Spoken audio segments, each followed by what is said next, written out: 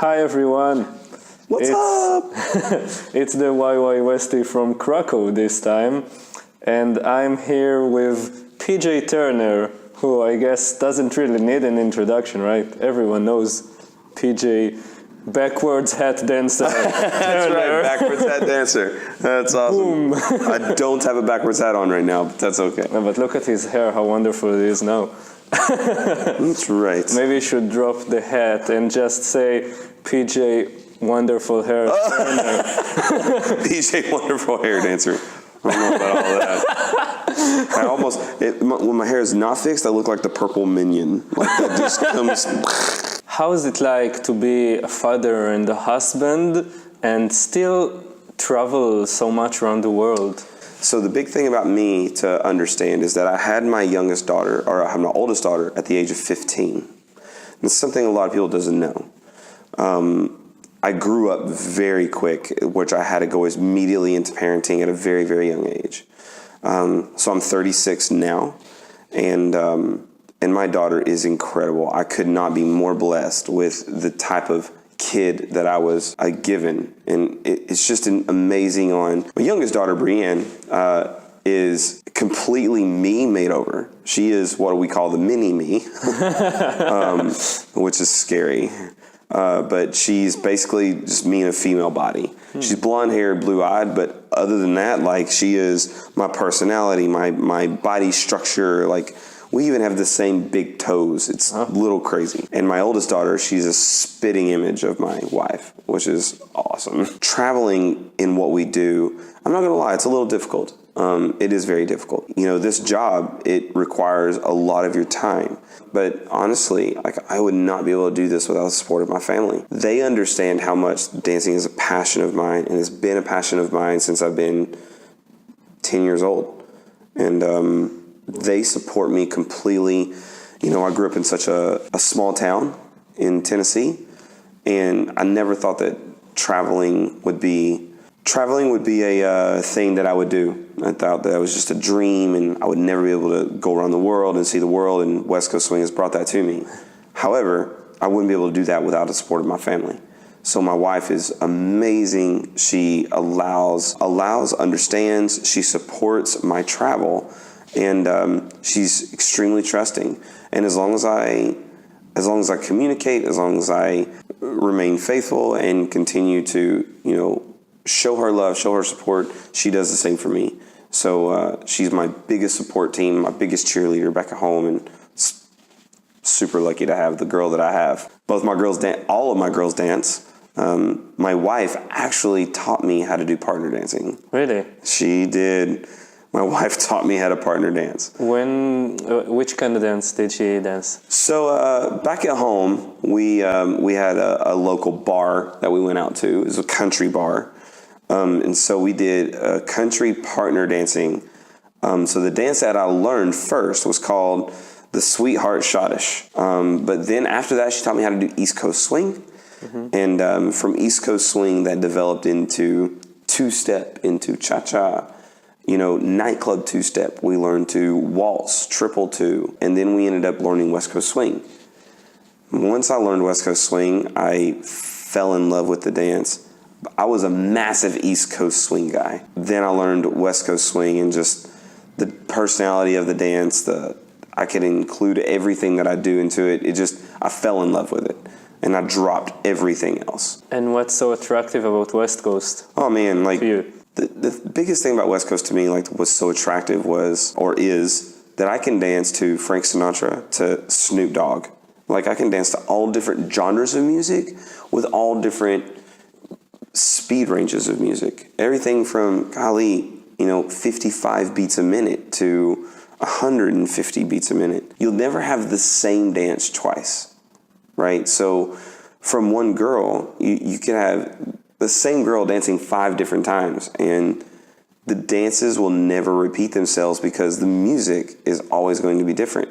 But you know what I always wonder? What's your wonder? Why is it not that popular, like, let's say, Latin dances? Like salsa. Yeah, like salsa. Salsa, single time swing, These are super simple dances to do, to market. Okay. In my opinion, to do or to market? To market. Okay. Like to put it out to the public, to say, hey, I could teach 1,000 people to do 1, 2, 3, 1, 2, 3, right? West Coast swing to me is more of an intellectual dance. Okay. There's a lot that goes to it. It's not a simplistic dance that you can just pick up, very easy in one lesson. You need to understand how to move your feet, to understand your left from your right, to understand what connection is, to understand a pattern structure. Like, it's more involved. So I feel that, in my opinion, I don't feel that the markability of this dance is very easy because it's more of a complicated, more of an intellectual, stylistic type of dance. But once people learn it, they love it. So I think the harder part is getting it out to market, because when people hear swing dancing, they think of Lindy Hop, they think of 1920s, and that type of music is just not in anymore. It's not in anymore, right? Would you say that that might be controversial, the kind of question I'm going to ask, but completely. You know what I'm going to ask you. Okay, what is it? Would you say that it would be wiser for marketing reasons to change the name of this dance one day? No. And the reason is? You can't take away the name of a dance to try to get it to market. Like, This is West Coast swing. That's an important saying right there. It's a very important thing. I'm not going to change the name of cha-cha because most people don't get it. I'm not going to change the name of salsa because people don't get it. I'm not going to change. They don't have this problem. Right, they don't have this problem. But ballroom that's a dance that's been around, or the style of dance has been around for hundreds of years. Yes. West Coast swing is such a new dance. Yes. And, it's a baby. West Coast swing is a baby. If we're able to put West Coast swing on the market, we have to be out there in the masses, and we have to go to places and demo this dance. We have to do our flash mobs. We have to be a part of charity events and show the public, show the world West Coast swing. And little by little, it'll start to improve and it'll start to get bigger. And this dance explodes already. In the past 10 years, this dance has exploded all over Europe. But that's because this is an American style dance that has now found its way over to Europe. And now this dance is all over Asia. It's over in Australia. It's in parts of Africa. Like, it's all over North America. It's in South America. It's in almost every continent that there is. Maybe not Antarctica. No, I can imagine the penguins do that. Happy feet. It would be fun. Yes. The imperial penguins are learning West Coast swing right now as we speak. Do you see a big difference still between European West Coast swing and the American West Coast swing? I do. I see a massive difference between the two. One of the bigger things is about, in my opinion, I feel that Europeans do a lot more of what modern swing would be. So you ask about the name change and what we would change it to. There's been some names thrown around called modern swing. Yeah, I know. Benji is really into trying to change the name and stuff like that, which is it's great. Like, if the name changes, the name changes. The dance is still going to remain the same. But nothing's going to change about the dance. I want to be challenged. I want to be creative. I want to be inspired and encouraged body movement to all the contemporary type of music that we're dancing to. Man, I want to dance in Europe, period. If I want to swing dance, like actual swing, then I want to dance in America. So the way I feel is that, to me, Europeans create what I would call more of a static, stylistic type of swing where everything is just very, very mellow, where Americans will actually create a swing movement and rhythms inside of their dance. Once again, this is my opinion, but Europe is still very, very, very new to West Coast swing. Yes. West Coast swing was invented in America. Once Europe starts to understand and learn, a little bit more about swing, then, man, it's going to be, Europeans will rule the market, if you will. I'm inspired by how Europe does train in their discipline of everything that they do. It's incredible. Sometimes I do feel that America, or Americans, if you will, in their workshop weekends or whatever, it's very entitled. So meaning like, well, I've been dancing West Coast Swing for 15 years. I deserve to be in the advanced class. You know, I don't believe that at all. You know, you go to a workshop weekend or you go to an event and you'll see that the level is very different between an advanced level or an advanced level in Europe, because the honor system, or how people say, oh, well, yeah, I'm not ready for that yet. I'll try out for it, but I'm not ready for that yet, and I know it. So if I don't make it, it's not a big deal. But when you have somebody dancing for so long in America and they're not advanced, you know, but they truly believe they are, they'll still go to the advanced class. So you'll have more, if you will, overall concept of, you know, you have to almost take your class down a little bit, or your material down a little bit, to make the masses understand the material, instead of really teaching to that level that you need to do. I hope and pray that America does go to leveled workshops a lot more, and are a lot more, what's the word for it? They police it more, or it's a lot more regular, if that makes sense. Yes, it does. I hope that they can get to that point. I do feel that that's going to be a growing pain, if you will, for Americans, just because, like, people do get very upset. They will leave the event, and it is what it is. But I feel that if we really want to push our dance, and we really want to push our level, we really want to get inspired and encouraged and learn more. And I do feel that leveled workshops are the way to go. I do feel that, you know, telling people that, listen, I'm sorry, but you're not at this level yet. Unfortunately, it's a hard thing to hear, but I do feel it'll push people to either train, or it'll push people to, it'll push them away. There is almost no event in Europe, especially not a WSDC event, without the presence of an American champion in the staff. Do you see Europe becoming independent in that aspect in the future?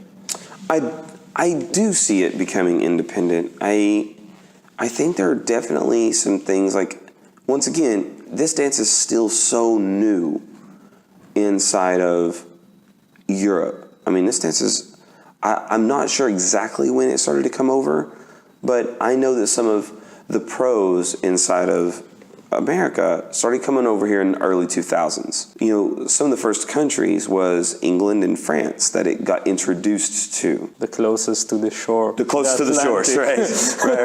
Closest to America. Is it absolutely possible? Totally.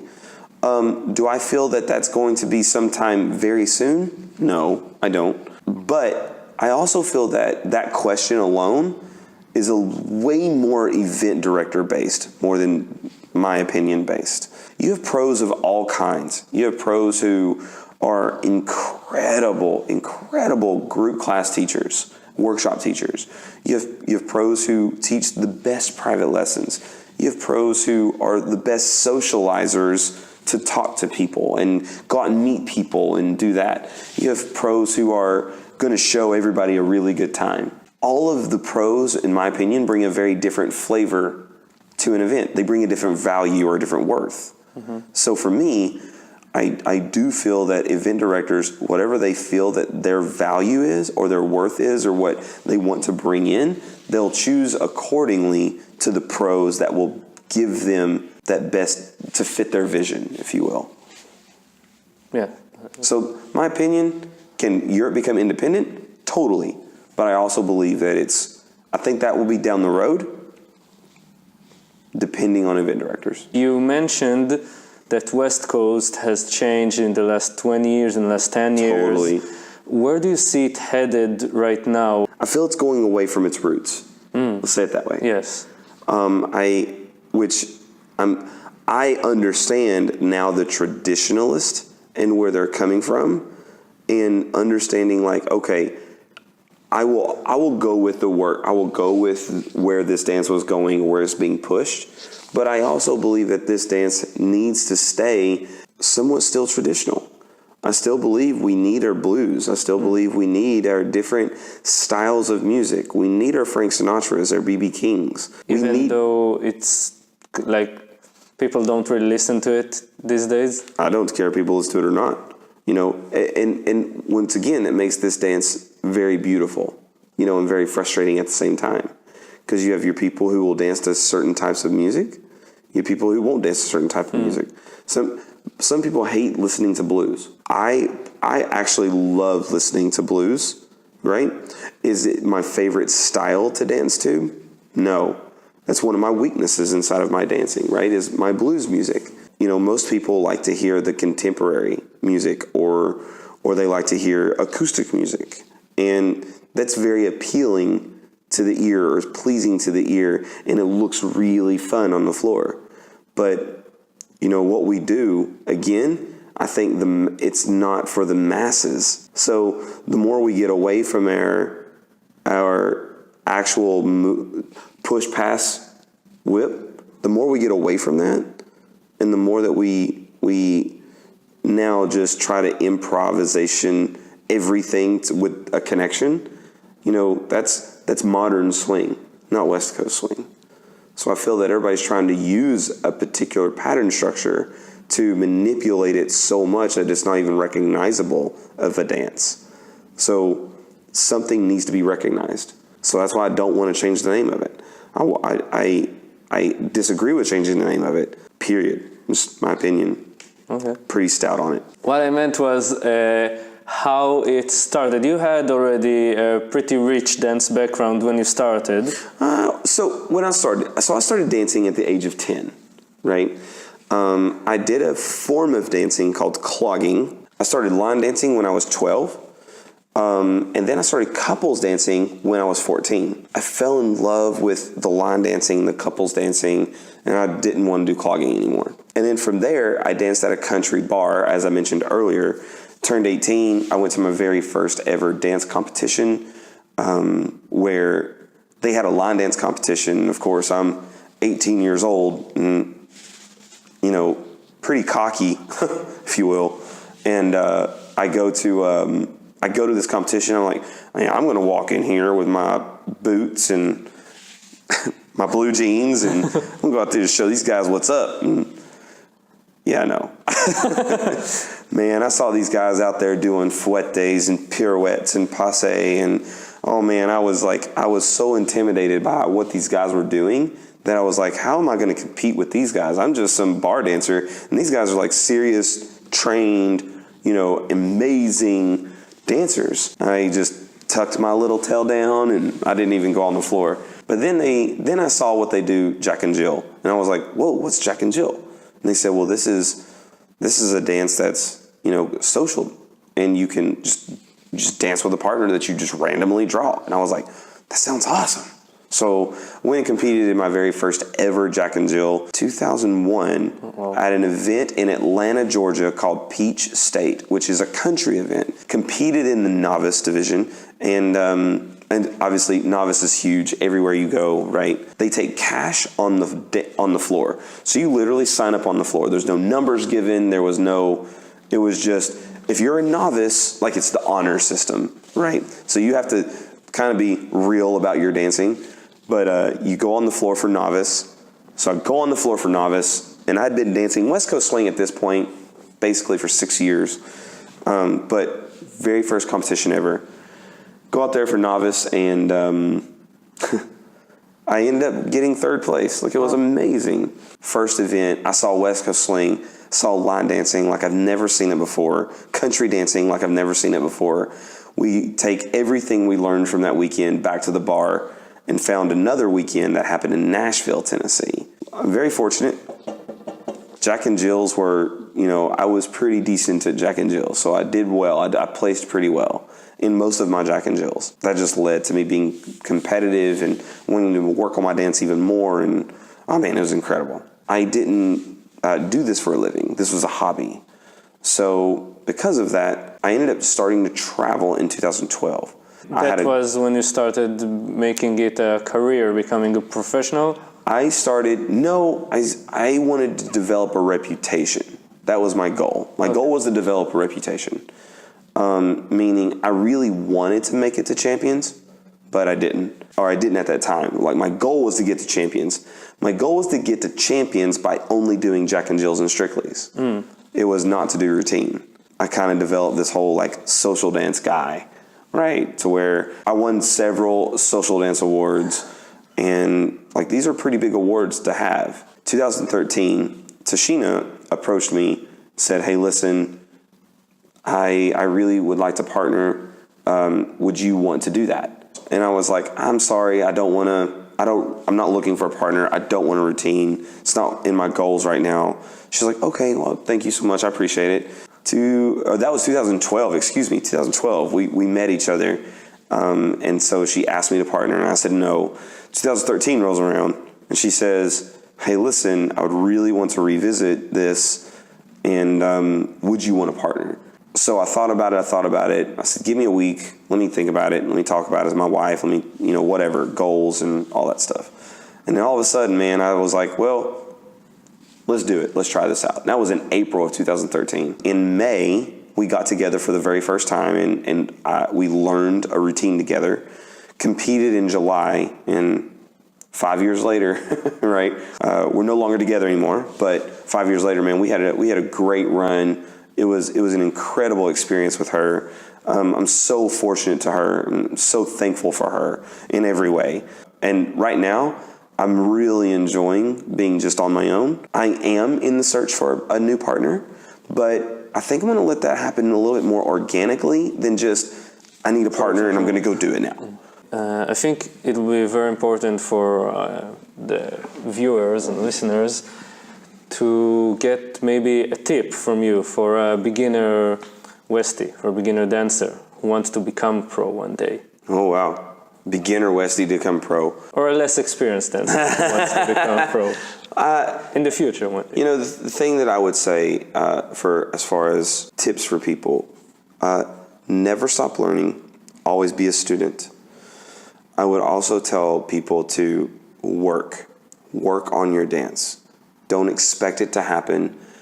Don't let competition define who you are. Let your dance grow because you worked hard at it. And know that you worked hard at it. Take coaching, take lessons, pick a team of coaches. I don't believe in taking from everybody. I believe in that you should have a team of people who will support you in what you do, who caters to your style of learning. Push yourself to do a routine. Compete as much as possible, because that's going to push. It's going to push your Jack and Jills. It's going to push your Strickleys. It's going to push you as a dancer. Work. You put in so much work that I think they say for everything that you learn, you must put like 1,000 hours in. And then you may have it. And then you're just learning it. You don't have it yet. We already have pros who, we have our Kyle Reds, we have our Tatiana Molmans, we have our Jordan Frisbees, we have our Robert Roystons. I don't want to see them again. We already have one. I want people to be their own personality, and that's what this dance is so great at. It's so great for the masses, for the different body types, different body styles, different personalities. This dance is perfect for everybody. So I would say bring your own personality to this dance, bring your own person to this dance, and don't try to be someone else. Don't dance like someone else. That's what I would tell people. And you said don't let competitions bring you down. Don't let competitions define who you are. Define who you are. Period. The most beautiful thing and the most frustrating thing about West Coast Swing is it's extremely subjective and extremely opinionated. So meaning there is no right and wrong. We don't have a right way to do things right now. Yeah. Right? It's all about opinion and subjective. Because someone else is judging you, someone else is judging a different weekend that may put you first, and the next weekend they may put you last. Because there's a different set of judges. Because we don't have a set syllabus, like a ballroom or a country, then we don't have ways to do things straightforward. It's very, very, right now it's way more about the art than it is about the actual dance itself. Which is sad, because we do have, I would say, more of a syllabus of understanding. We do have, our push, pass, tuck, whip. You know, we have these patterns that we can do, and we need to make sure that we can do those patterns correctly. So that's what newcomers for. Novice is for those reasons alone. Can you compete and do these basics to the best of your ability without the manipulation, without all the pattern structure, you know, concepts that we vary or we use different things behind. So I do feel that, you know, all the way from newcomer to champion, if we can prove that we can do our basics solid and have a particular, like for instance, if we all had a little, you know, 32 count or 64 count routine that we do and we repeat and we're judged based off of that routine, you know, who has the best technique? Who can give me the most solid sugar push that there is? Who can give me the basics without any variation whatsoever? You know, I would love to see that competition come up one day. Because many teachers, they do tell me that just do the basics, stick to that, but do it properly. Mm-hmm. And you know what I feel as a novice dancer who is not that successful yet in competitions, especially not after yesterday. That was a pretty tough one. I was never that disappointed like I was yesterday. I felt like I want to quit, really did. And it happens a lot. I feel like it's not enough to do basics well. That's what I feel. And but once again, it kind of goes back to the judging. Yes. You know, it's completely subjective. It's opinionated. What is judges? It's opinionated. Different judges have different concepts of what timing is, what technique is. You know, and what do they value more than anything else? Is it timing? Is it technique? Is it partnership? Is it connection? Is it difficulty? What is it that they agree with and disagree with? And that's what's so frustrating about this dance is that you just said it. I was so disappointed with yesterday. Does that mean you're bad? Does that mean you're not improving? I don't know, because... No, it doesn't. It doesn't mean that at all. What I was wondering, and still wondering today, is not if I can improve, because all the feedback I get from all around it, and I see it myself, yes, I do improve, and I have improved a lot in the last couple of months. But can I ever be good enough to make it out of novice? Of course. And I'm sure that others are contemplating about it in their divisions as well. Am I good? Will I ever be good enough to make it there? Because right now, I don't know if there's an answer for it. I do feel that novice is completely doable of getting out of it. And I think that people has to have a certain mindset and they have to have a certain concept that you have to go in with. You know, you have to tell yourself and be realistic with yourself. Am I to a place, am I to a point that am I really good enough? Do I have the ability? Do I have the facility and able to do whatever dance I'm doing? Am I being realistic with myself? Am I putting the work in to be competitive and to be on the top? If you feel good about your dancing, if you feel great, if you know deep down in your heart that you had solid dances for your prelims, for your semis, that's really what matters the most. Not what those other people think. That doesn't still define who you are. It doesn't define what you've worked for at all. It's just their opinion, which to me is people put too much value in that, which is sad. Don't put value in someone else's opinion. Period. Thank you for that. You're welcome. So thank you so much. Welcome. Thank you for waiting. Thank you for waiting. That was definitely one of the most interesting conversations I had lately in general. Thank you so much. Well, PJ. thank you, Yuval. Appreciate it, man. Awesome. See you. Bye.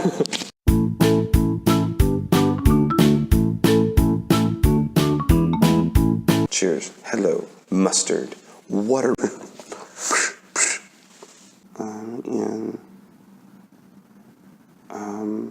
Private lesson room. Can we talk a little bit now about you and your career? Sure. And how it went? Of course. So how it went? How it's going? Yes, how it went so far. No, of course, how it's going. That scares me a little bit. No. How it went. Oh, man. Shit.